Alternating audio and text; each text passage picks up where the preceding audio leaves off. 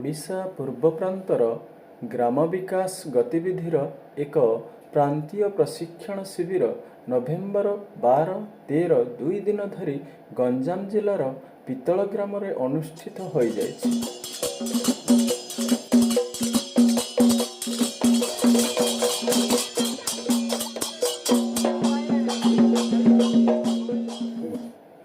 ପ୍ରଶିକ୍ଷଣରେ ଭାଗ ନେଇଥିବା ସଦସ୍ୟମାନେ ପ୍ରଥମେ ଗୋ ଆଧାରିତ ଜୈବିକ କୃଷିର ଦର୍ଶନ ଡେଙ୍ଗାପଦର ଠାରେ କରିଥିଲେ।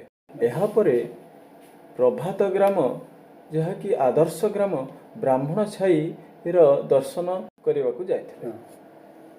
ଶିବିରର ଉଦ୍ଘାଟନରେ ପିତଳ ଗ୍ରାମର ବରିଷ୍ଠ ନାଗରିକ ଶ୍ରୀଯୁକ୍ତ ଦୀନବନ୍ଧୁ ପାତ୍ରଙ୍କର ଆତିଥ୍ୟତାରେ ଏବଂ କ୍ଷେତ୍ର ଗ୍ରାମ ବିକାଶ ପ୍ରମୁଖ ଅଶୋକ ପାଢ଼ୀ, ପ୍ରାନ୍ତର ଗ୍ରାମ ବିକାଶ ପ୍ରମୁଖ ଅବିନାଶ ଆଚାର୍ଯ୍ୟ, ରାଧାଶ୍ୟାମ ସାହୁ ଏହିପରି କାର୍ଯ୍ୟକ୍ରମ ଅନୁଷ୍ଠିତ ହୋଇଥିଲା। ପ୍ରଶିକ୍ଷକ ଅବିନାଶ ଆଚାର୍ଯ୍ୟଙ୍କ ଦ୍ୱାରା ଗୋ ଆଧାରିତ କୃଷି ବିଷୟରେ ଏବଂ ଗଣେଶ୍ୱର ଭାଇଙ୍କ ଦ୍ୱାରା ଗୋମାତାଙ୍କ ଦ୍ୱାରା ଗୋବରର ଧୂପ ଦୀପ, ଦମୟନ୍ତୀ ଦିଦିଙ୍କ ଦ୍ୱାରା ଧୂପ ଆଉ ଦୀପ ଏବଂ କୈଳାସ ମହାପାତ୍ରଙ୍କ ଦ୍ୱାରା ଗୋଅର୍କ,